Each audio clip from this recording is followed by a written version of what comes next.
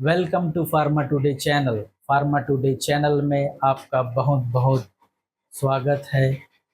Charlotte को पहली बार जब सीने में अजीब सी सनसनी और दिल की धड़कनें अनियमित लगी तो उन्हें लगा कि शायद दिल से जुड़ी कोई गंभीर बीमारी हो गई है।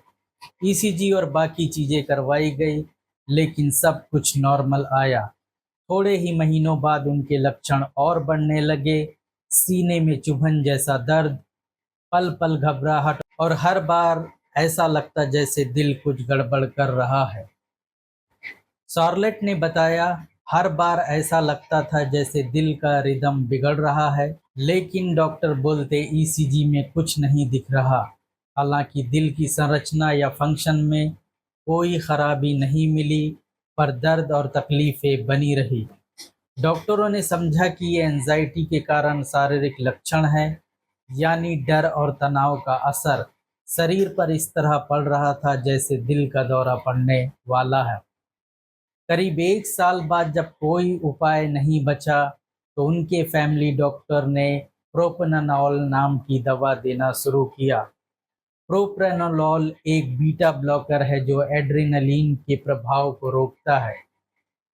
बीटा ब्लॉकर हार्ट में पाए जाने वाले बीटा रिसेप्टर को ब्लॉक करते हैं, जिससे एड्रेनलिन जैसे हार्मोन को इन बीटा रिसेप्टर से जुड़ने से रोकता है। जब स्ट्रेस या डर या गुस्सा आता है, एड्रेनलिन जैसे हार्मोन बॉडी में रिलीज होते हैं और यह बॉडी को इन सिचुएशन में तैयार करने के लिए हार्ट रेट को बढ़ा देते हैं। यह दवा दिल की तेज धड़कन को कंट्रोल करती है और फाइट और फ्लाइट रिस्पॉन्स को शांत करती है। शार्लेट बताती हैं, जब से प्रोप्रानानोल लेना शुरू किया, सीने में दर्द और धड़कनों की गड़बड़ बहुत कम हो गई। पहले रोज लगता था कुछ बड़ा हो जाएगा, अब बस कभी कभी हल्का एहसास होता है। प्रोप्रानानोल ने न सिर्फ उनके लक्षणों को कम किया, बल्कि उनका डर, घबराहट भी धीरे धीरे शांत हो गई। अब अगर कभी कोई एपिसोड होता भी तो शार्लेट उसे खुद हैंडल कर लेती। थोड़ा टहलना, गहरी सांस लेना या कभी कभी अपने नाइट्रोग्लिसरीन स्प्रे का इस्तेमाल। शार्लेट बताती हैं, पहले मेरी जिंदगी घबराहट के इर्द गिर्द चलती थी, अब मैं जी रही हूँ और कोई घबराहट भी नहीं है। यह केस स्टडी ये दिखाती है कि प्रोप्रानानोल न सिर्फ दिल की बीमारियों में बल्कि मन और शरीर को जोड़ने वाली जटिल स्थितियों में भी राहत देती है। तो आज के इस वीडियो में हम बात करेंगे बीटा ब्लॉकर की खोज से जुड़ी कहानी और कैसे एक इंसान की मेहनत और लगन की वजह से यह दवा बन पाई थी। 1960 का दशक था। एक इंसान दौड़कर थका हारा आता है और अचानक सीने में तेज दर्द से कराहने लगता है। उस दौर में डॉक्टर बस दर्द की दवा दे सकते थे, इलाज की कोई गारंटी नहीं थी। उस अंधेरे में जब हजारों दिल खून की कमी और ऑक्सीजन के अभाव से परेशान थे, सर जेम्स ब्लैक ने साहस दिखाया। उन्होंने देखा कि जब गुस्सा या भय होता है तो एड्रेनालिन नाम का हार्मोन निकलता है जो दिल की धड़कनें बढ़ा देता है, और दिल की धड़कन बढ़ने से ऑक्सीजन की डिमांड बढ़ जाती है, जिससे एंजाइना का दौरा शुरू हो सकता है। एंजाइना वह स्थिति है जब दिल की मसल्स को पर्याप्त ऑक्सीजन नहीं मिल पाता। इसकी वजह से सीने में दबाव, जलन, कसाव या दर्द महसूस होता है, खासकर जब व्यक्ति शारीरिक मेहनत करता है या तनाव में, स्ट्रेस में होता है। जब दिल को उतनी ऑक्सीजन नहीं मिल पाती जितनी उसे चाहिए, तो वो दर्द के जरिए संकेत देता है। उसी दर्द को हम एंजाइना कहते हैं। ब्लैक ने तय किया कि इलाज यह नहीं है कि दर्द की दवा दिया जाए, बल्कि दर्द कम करने के लिए दिल की बढ़ी हुई एक्टिविटी को भी कम किया जा सकता है। सर जेम्स ब्लैक का जन्म 14 जून 1924 को स्कॉटलैंड के उडिंगस्टन नामक कस्बे में हुआ था। बचपन से ही उनके मन में हर एक चीज को जानने की बड़ी रुचि थी। पढ़ाई लिखाई के बाद उन्होंने स्कॉटलैंड यूनिवर्सिटी से 1946 में एमबीबीएस की डिग्री हासिल ली। शुरुआती वर्ष उन्होंने सिंगापुर और ग्लासगो में प्रोफेसर के रूप में बिताए, लेकिन मरीजों का इलाज करने की बजाय उन्हें दिल के फंक्शन को समझने और दवाओं की केमिस्ट्री को पढ़ने की उत्सुकता थी। ग्लासगो विश्वविद्यालय में रहते हुए उनका ध्यान विशेष रूप से दिल पर एड्रेनलिन के इफेक्ट पर गया। उन्होंने महसूस किया कि एड्रेनलिन को दिल को तेज धड़कने के लिए प्रेरित करता है, जिससे ऑक्सीजन की जरूरत बढ़ जाती है।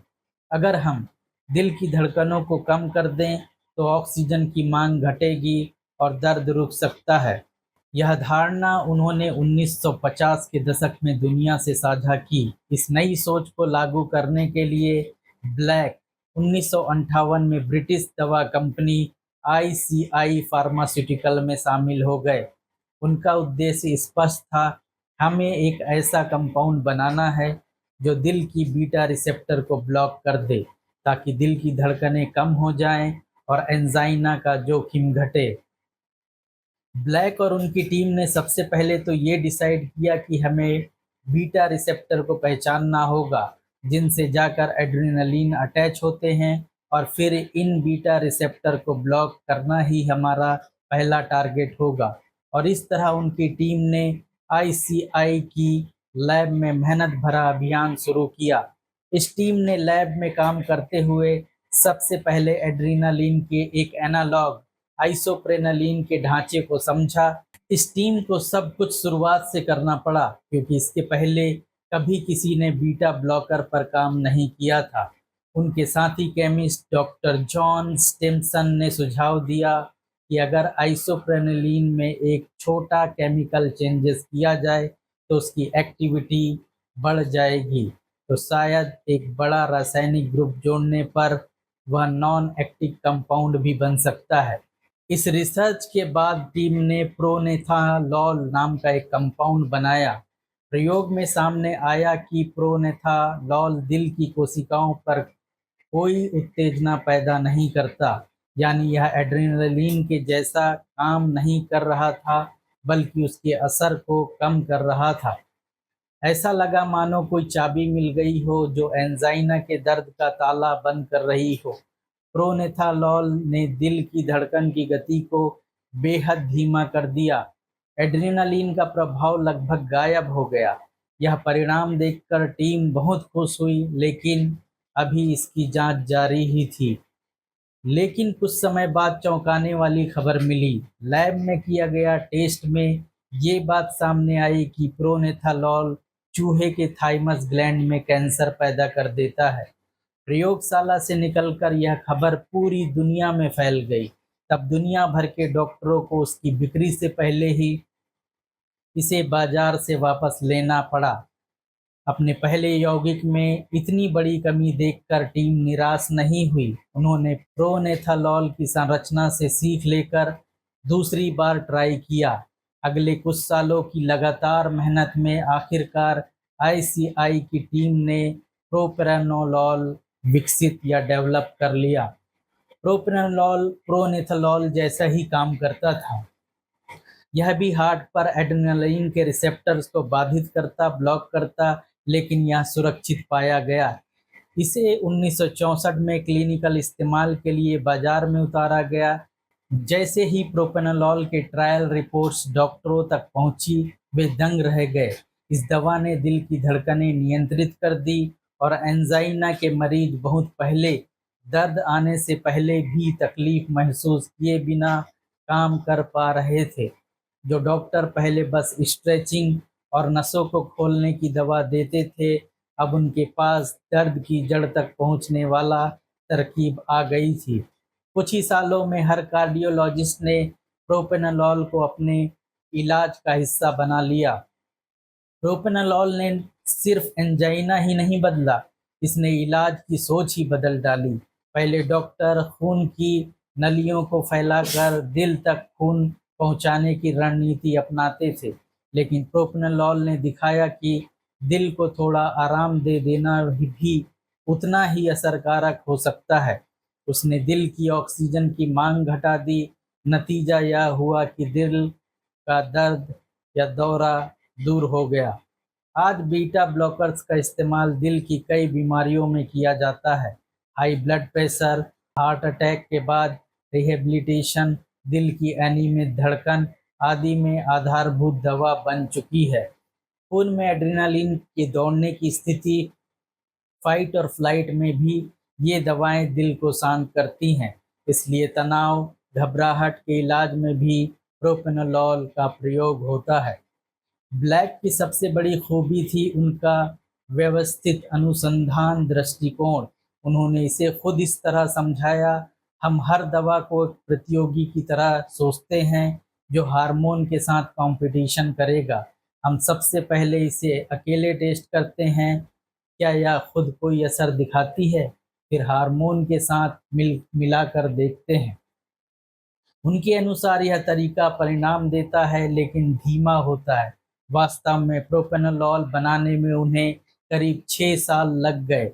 ब्लैक ने मजाक में कहा भी था कि दवा बनाने में लंबा समय तो लगता ही है, बीटा ब्लॉकर 6 साल, हिस्टामिन एंटीबॉडी 9 साल लग गए। आज की तेजी की दवा इंडस्ट्री के लिए यह धैर्य की मिसाल है। उनका मानना था कि विज्ञान में जुनून सबसे ज़रूरी है। साइंस पैशन के साथ की जाने वाली मेहनत और जुनून विज्ञान की ईंधन है। उनकी इस लंबी जद्दोजहद से हम सीखते हैं कि किसी भी बड़े आविष्कार, रिसर्च के लिए जिज्ञासा, लगन और धैर्य की ज़रूरत होती है। सर जेम्स ब्लैक ने दिखाया कि कैसे पॉश लाइब्रेरी किताबों से नहीं, प्रयोगशाला की पैट्री डिश से बड़ी खोजें जन्म ले सकती है।